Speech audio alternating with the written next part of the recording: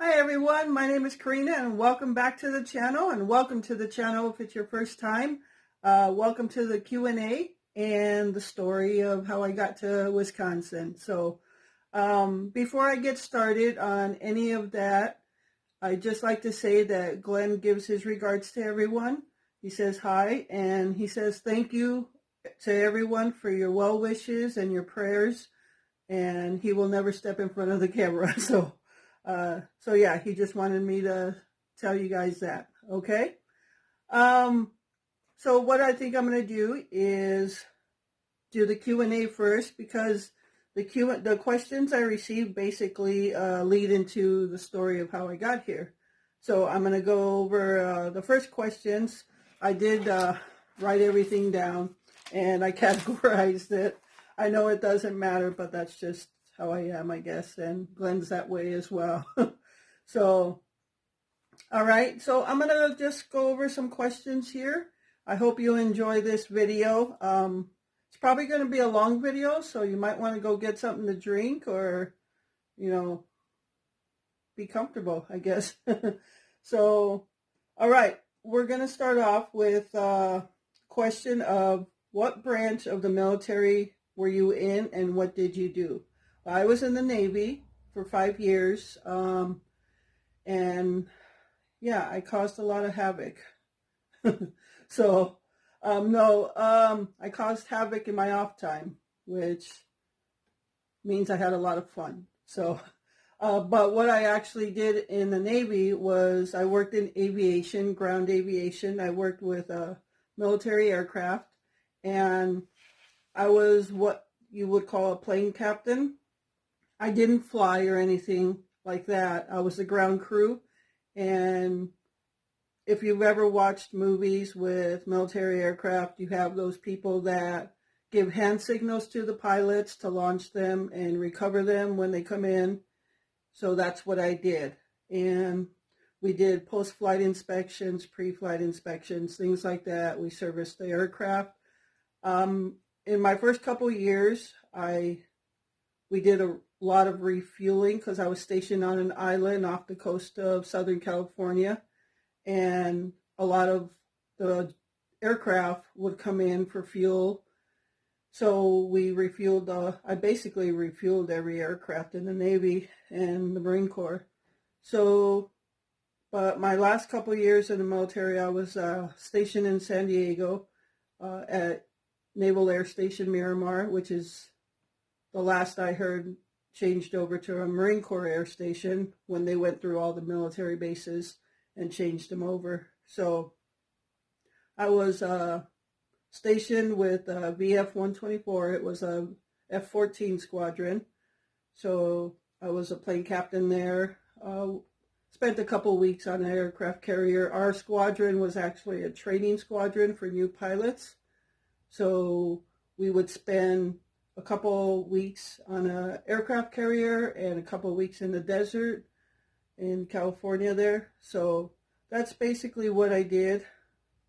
Yeah, I didn't do a lot of the traveling like a lot of military people do. So back then, women still weren't on ships. So yeah, I didn't travel as you might think I did. But I was basically stationed in San Diego, which I didn't really care for. I'm not a Southern California type of person. But the military was great. It was a great way to start off my life. I did go in after high school. I signed up right after high school, but I was delayed about a year because of my physical. They found a heart murmur, so I had to go through a bunch of tests. So a year after high school, I was finally let in and went to boot camp in Orlando, Florida. So yeah, it was a great time. I had a lot of fun.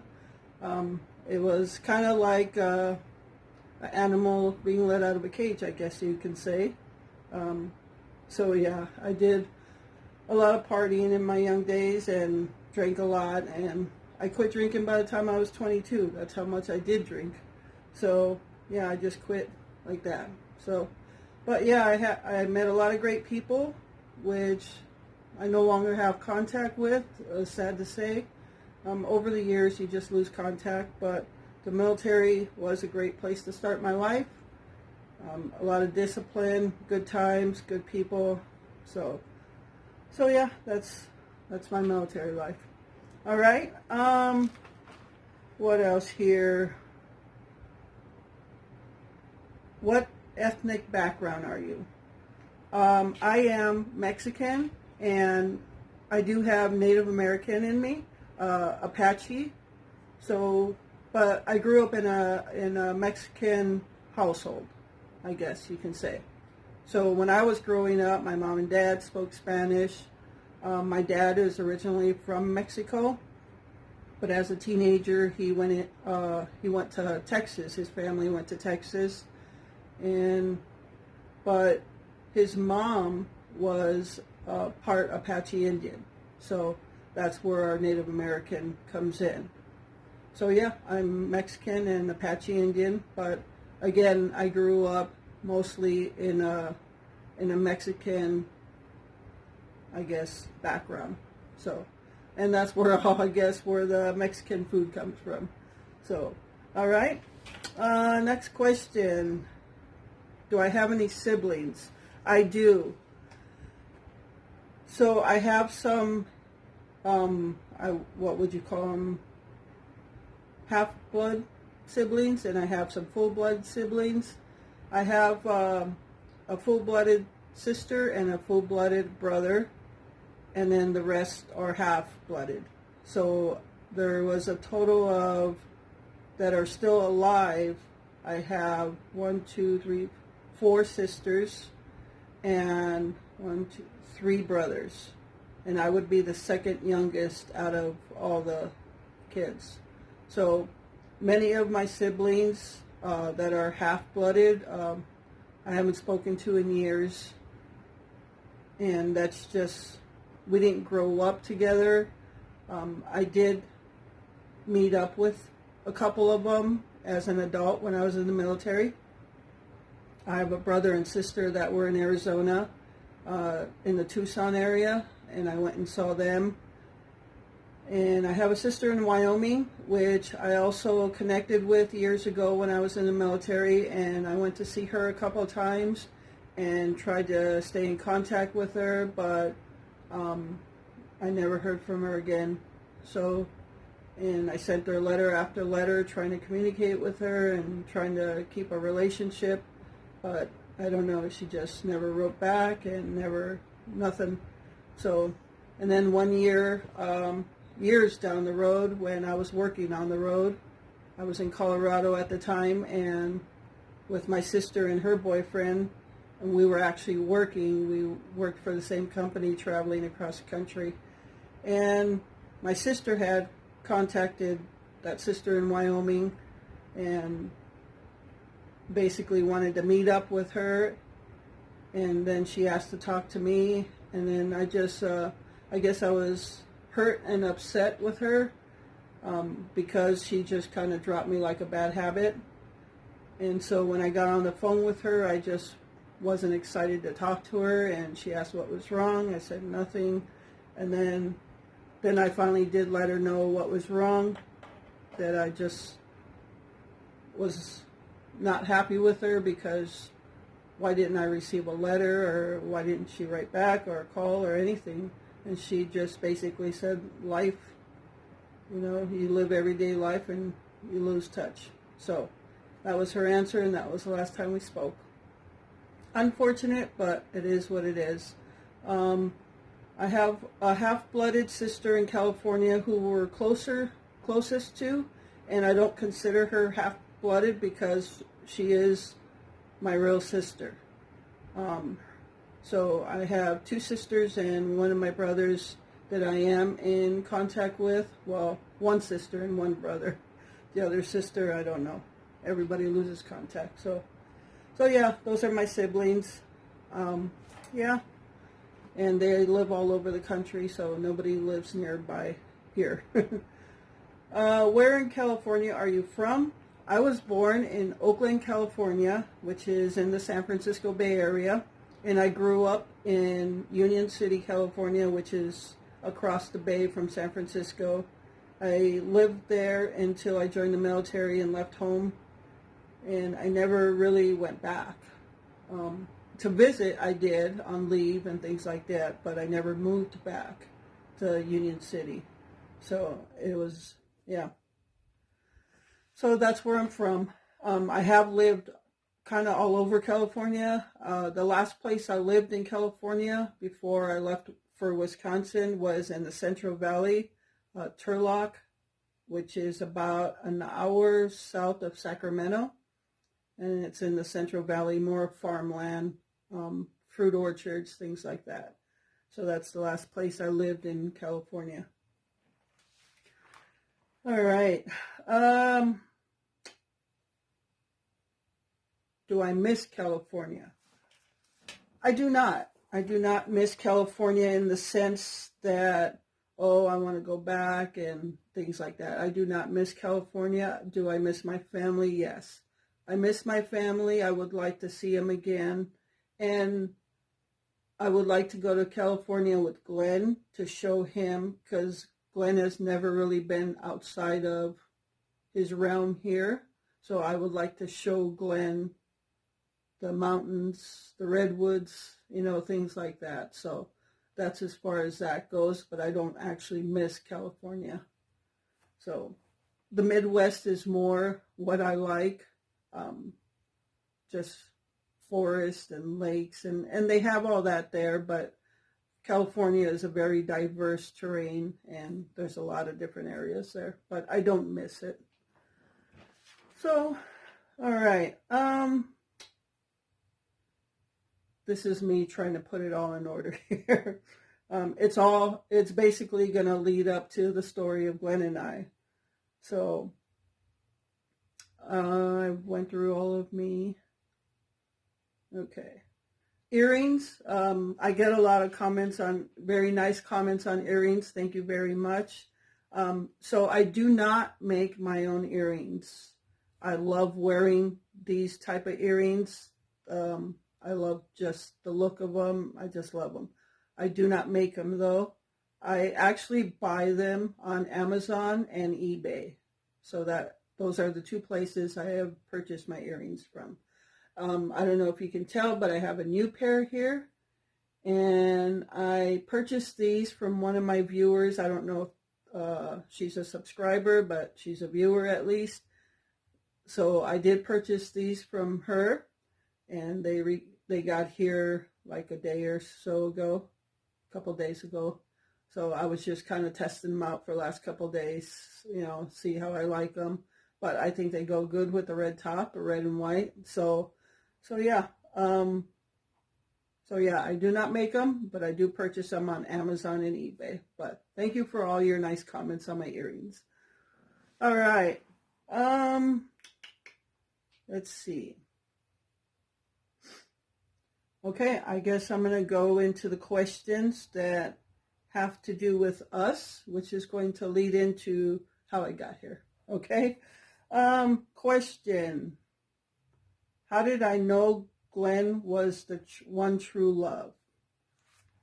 Well, you just know. I guess it's just an instant connection. We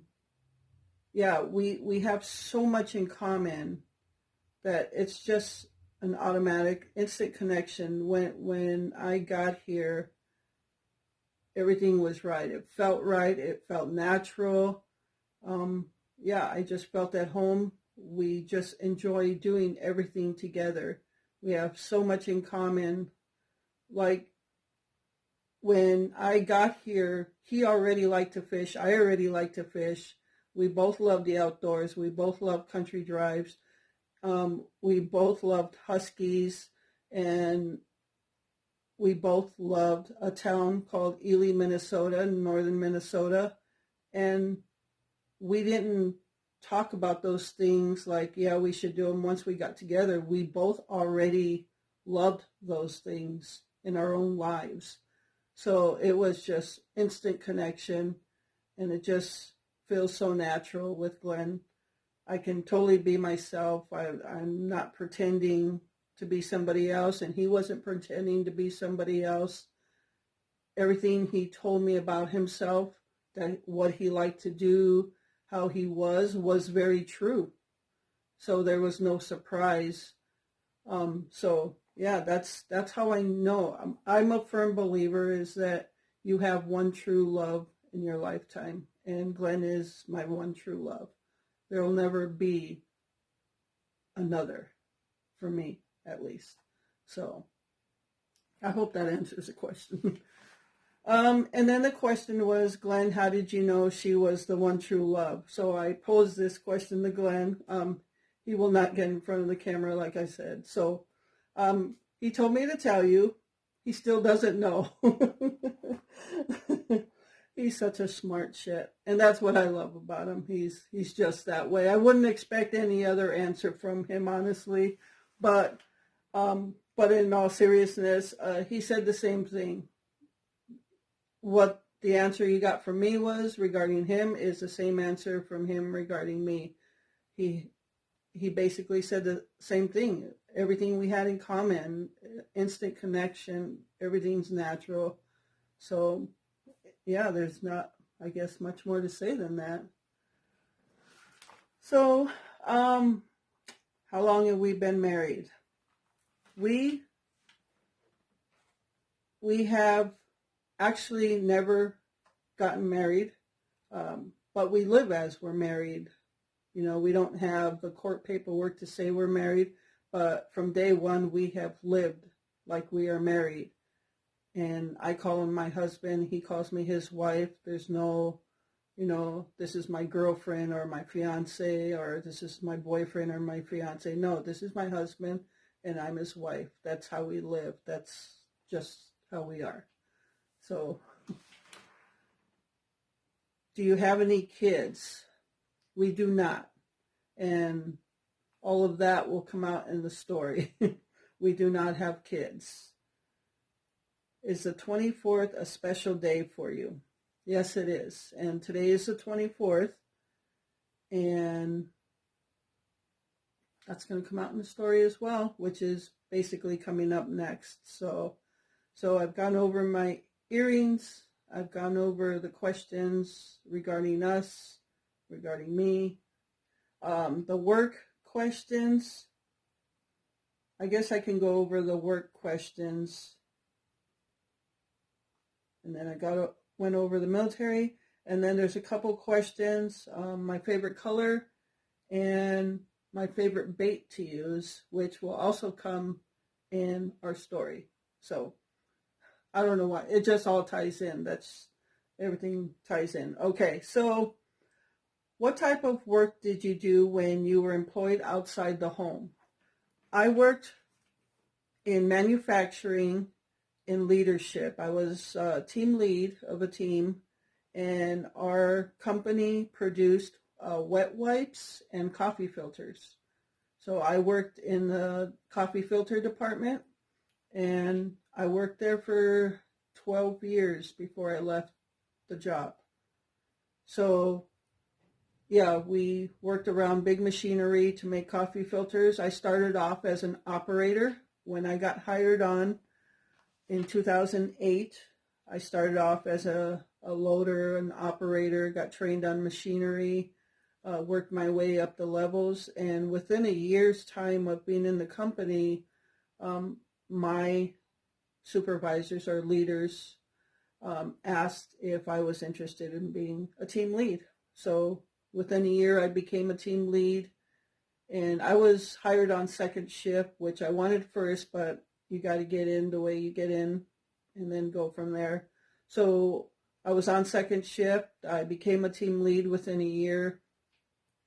And then a first shift position came open after I became team lead, so I applied for that. And I got the first shift position, so I've been on first shift for probably 10 and a half years before I left. So yeah, I worked in manufacturing and leadership, and it's going to come into the next question as well. And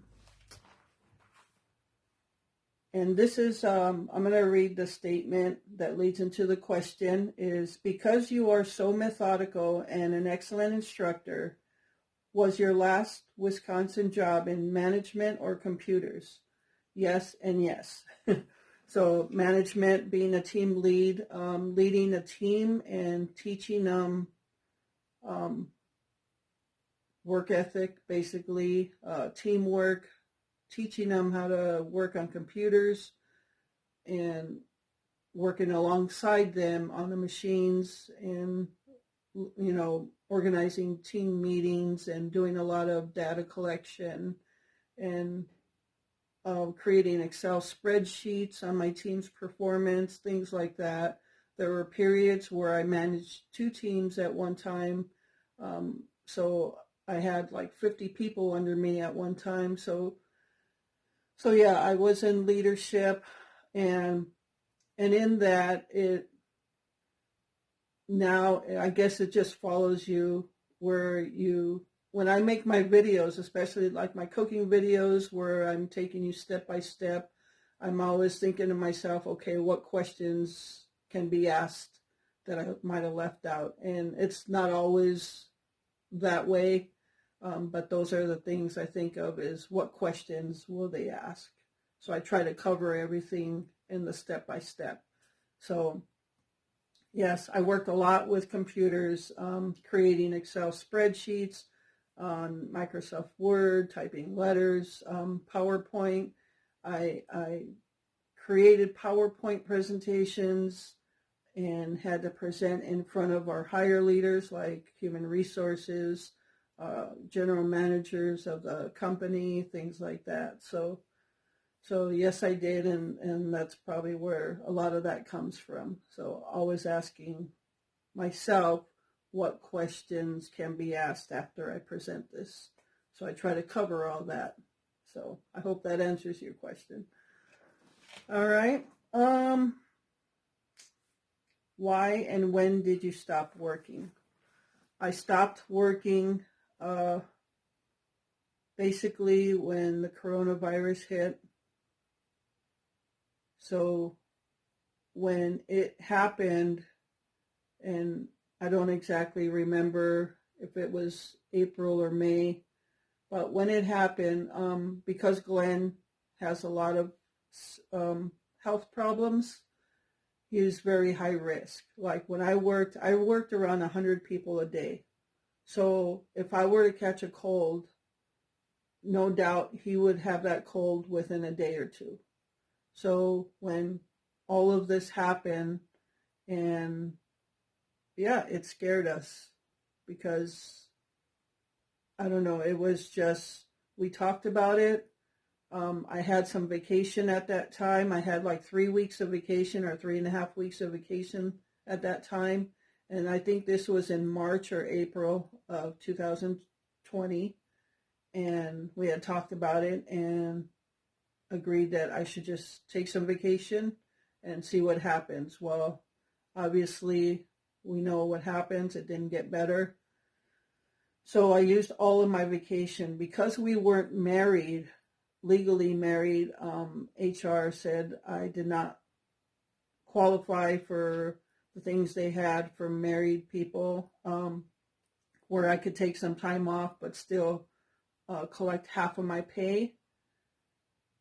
So I was basically in a position where I was forced to use my vacation in order to figure out what we're going to do.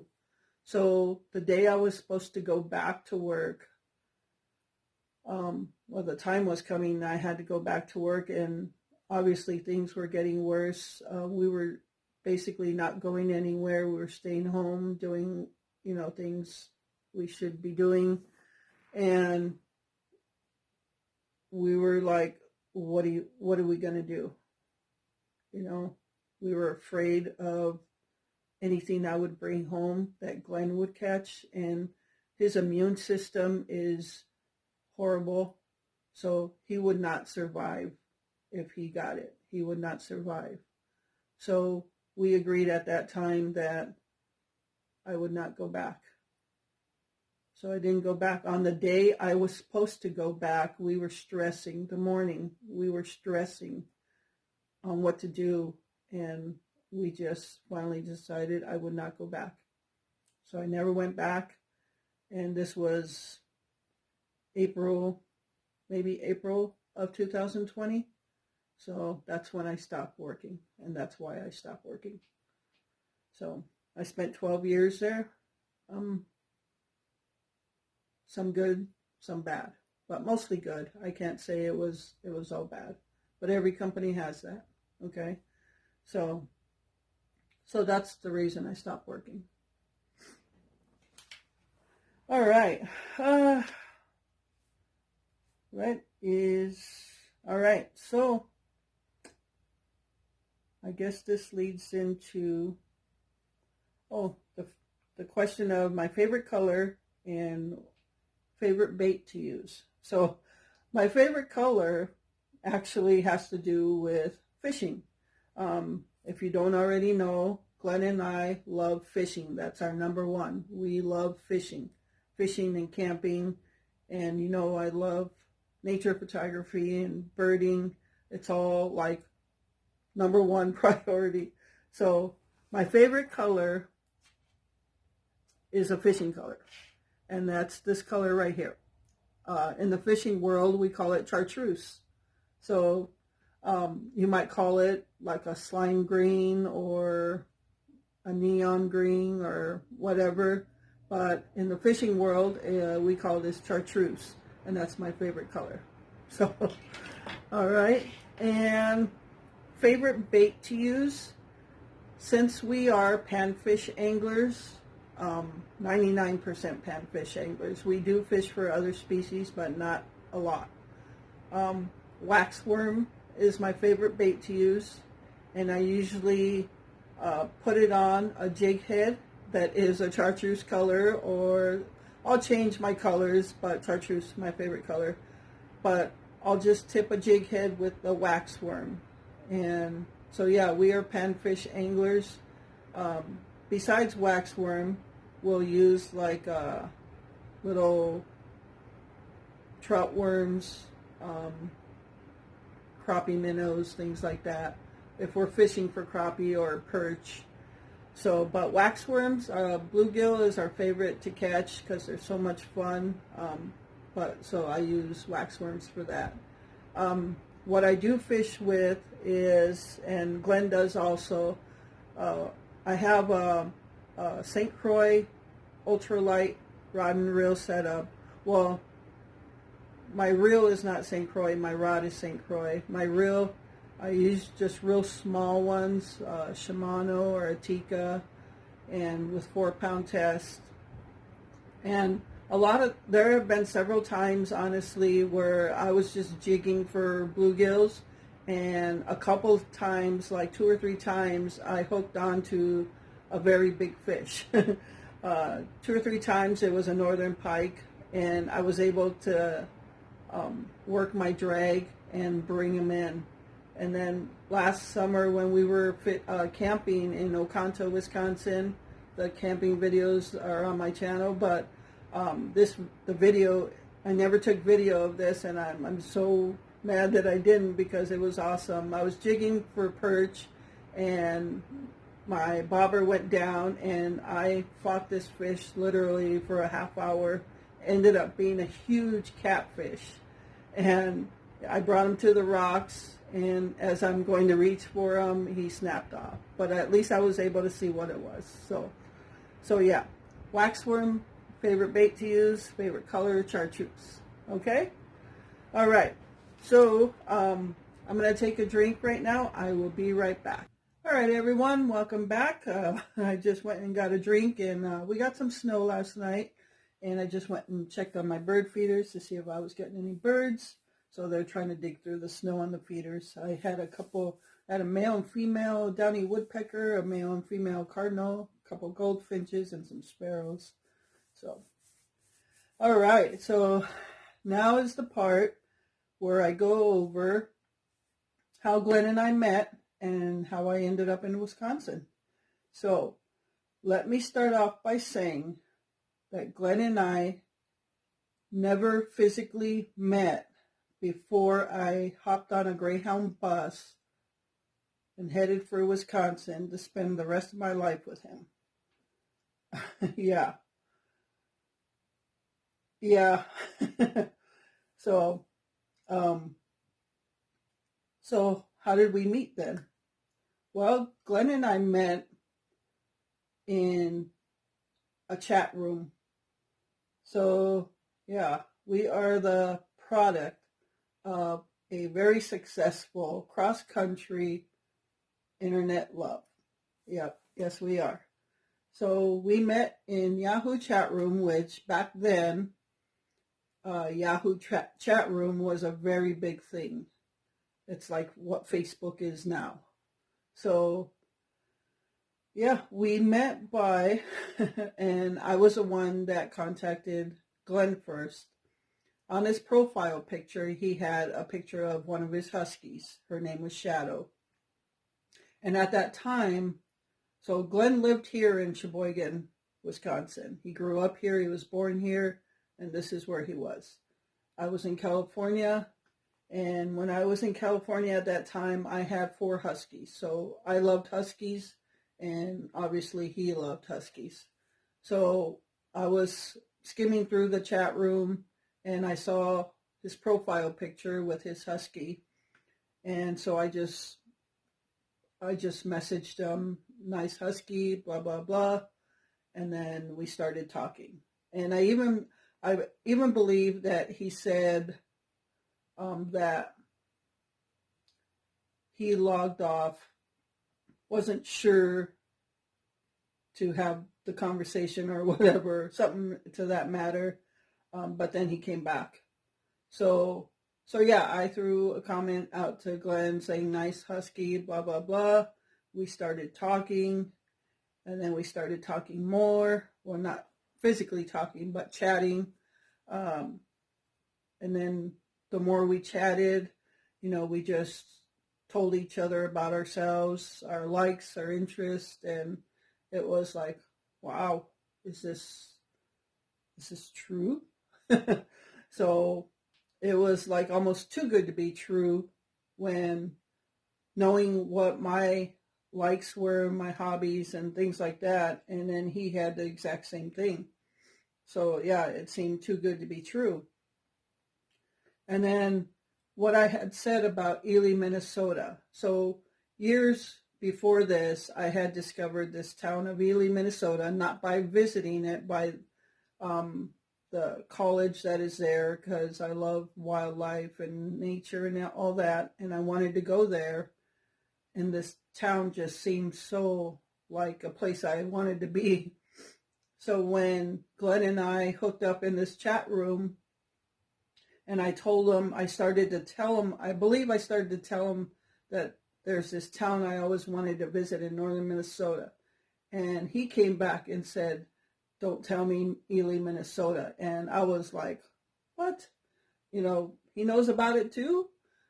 And yeah, so down to that town, right down to that town, is something we had in common. So this just all was too good to be true. So in my mind, I'm thinking the only thing that could be happening that wouldn't make this work was he was previously married or had kids. And please don't take offense to that, because I had previously been in a relationship where I had raised 2 boys for 12 years.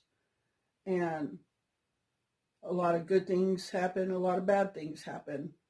So, but I knew if I was ever in another relationship, just my personal preference, I would not want to be in a relationship where there was previously kids. Okay, so some of you might not like that about me, but that's just my personal preference based on my experience in a previous relationship.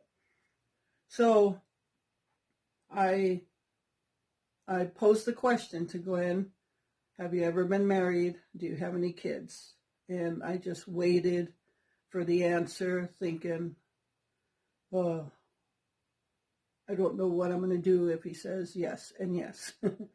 But he came back and said, no, he's never been married, and no, he doesn't have any kids. So I was just like, oh, big sigh of relief. Okay, so yeah, like I said, my personal preference, a lot of people don't want kids. That doesn't mean I don't like kids or I wish any harm upon kids. Not at all. I just prefer not to have them again. Okay, and I never had my own kids. I did raise those two boys for 12 years, but when I was 12 years old, I babysat for my brother at 12 years old, and that's when I discovered I never wanted kids. I never faltered from that thought. So that was just my preference. Okay, so time goes on, and we're chatting. Every moment we were able to, we were chatting, and then we got to a point where we were talking on the phone, and there were nights that we talked all night long. Believe me, we talked all night long. And then, so we met before Thanksgiving, I believe. And yeah, so we met before Thanksgiving, and for all this time, we're talking on the phone all this time, and yeah, Glenn had $1,000 phone bill to show it. So yeah. So anyway, we kept chatting and talking on the phone. It got to the point we started talking on the phone more than the chat room. So one day we were chatting, and just up in conversation, it was like, okay, I'll head to Wisconsin. Yeah, and then it just went from there. So from the time we met in November in the chat room, within 2 months, I got on a Greyhound bus and headed to Wisconsin without ever physically meeting each other. And my intention and his intention was we were going to spend the rest of our lives together. And here we are, 18 years later. Today is the 24th of January. It is our 18th anniversary. So we have been together for 18 years. Many thought we wouldn't last. And our families were pretty much against it. And I guess that's natural in the way we met. His family was telling him that I was going to stab him in the back while he was sleeping. My sister wanted his Social Security number and you know, all this stuff. But we have outlasted many relationships in our families. So I would say we're a successful internet love story from cross country. So yeah, that's how we met. So I got on the Greyhound bus. He sent me money to get on the Greyhound bus because I didn't want to fly, and flying was way too expensive. So I got on the Greyhound bus and I headed for Wisconsin. And I got here. The reason the 24th I say is our anniversary is because I got here to Wisconsin on the 24th of January, 2003, and started our lives together. So, and this is what a nervous wreck Glenn was. I got off the Greyhound bus. I think I arrived about 8 p.m. It was a Friday night, and we remember that night pretty much to a T. So we're pulling up to the bus station. I'm getting a little nervous. And so, yeah, we pulled up. I got off the bus. I didn't see Glenn. We had exchanged pictures of each other. Yeah, you can say, how do you know that would have really been him? So I got off the bus. I didn't see him at first. And then I turned around and I saw him walking up. He had gotten out of his truck and was walking up. And of course, we hugged right away. And it was a big hug. And yeah, It just like happened all so fast. And he grabbed my bag and we went back to his truck. And yeah, this was the first time I think I gave him shit about littering. This is how nervous he was. We got to the truck. He opened the passenger door for me, and on the seat, well, let's go to the littering part first. We get to the truck. We go around to the passenger side where I'm going to get in, and on the ground are a crap load of cigarette butts. And I looked, I'm like, is this you? Did you throw these here? And that was the first time I gave him shit about littering. So I always give him shit about littering. So yeah, were you a little nervous? So yeah, so that was the cigarette butts. And then he opened the door for me, and in the passenger seat was a single rose. It wasn't a real rose. It was one of those like silky ones with the cover on it, which is better because you can keep it forever. So yeah,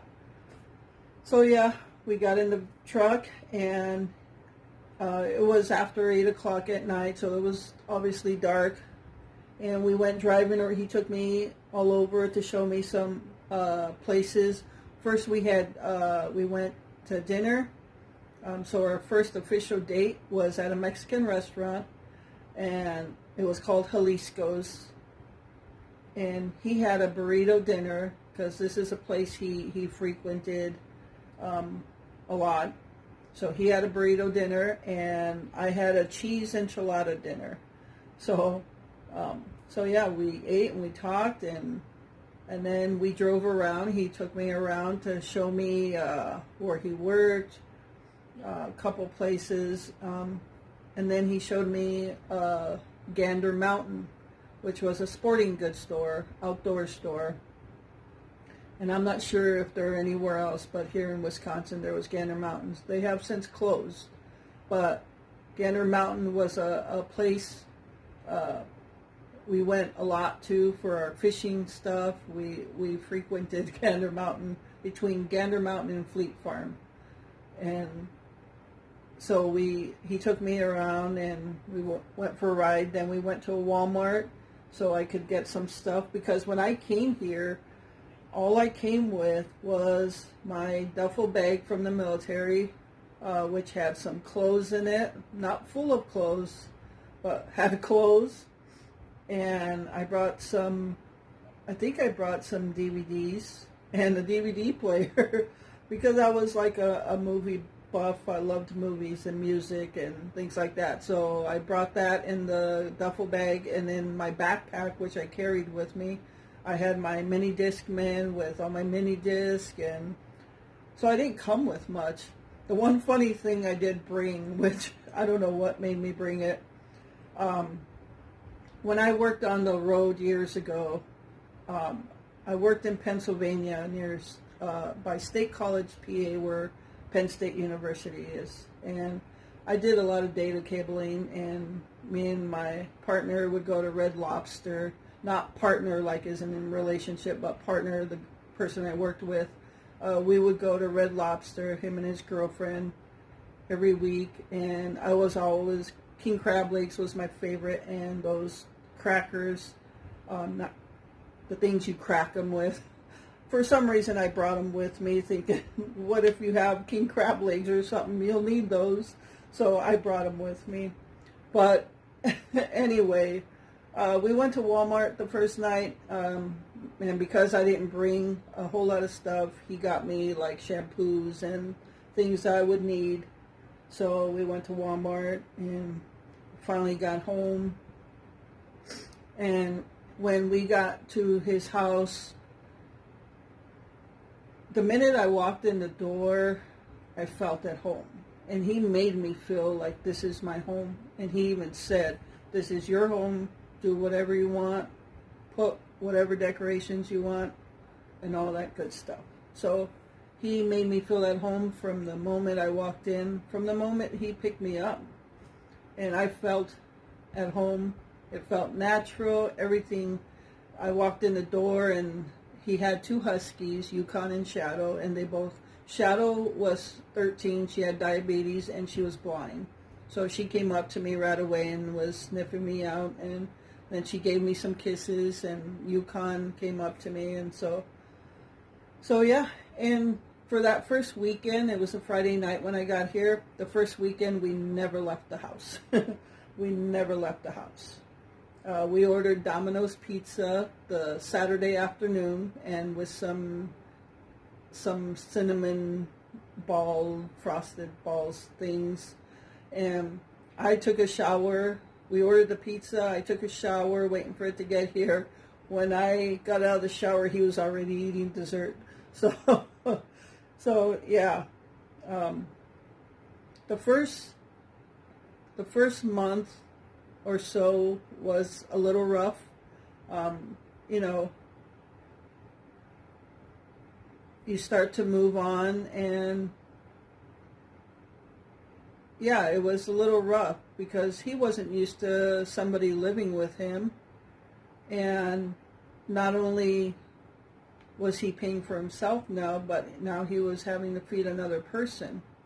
So, you know, and Glenn was one to really stress about money. So yeah, it was a little rocky. He had a bad temper. Nothing of, like, he would never hurt me, of course, but he was he was very negative.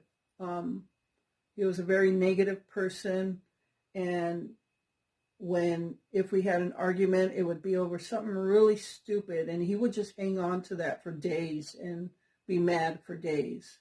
And I would just, like, I couldn't believe it. I wasn't used to that kind of life where you were always angry and negative, and so I wasn't used to that. So I said to him, is this really how you want to spend your life? Waste your life of being mad over something stupid and wasting life just sitting here thinking about it?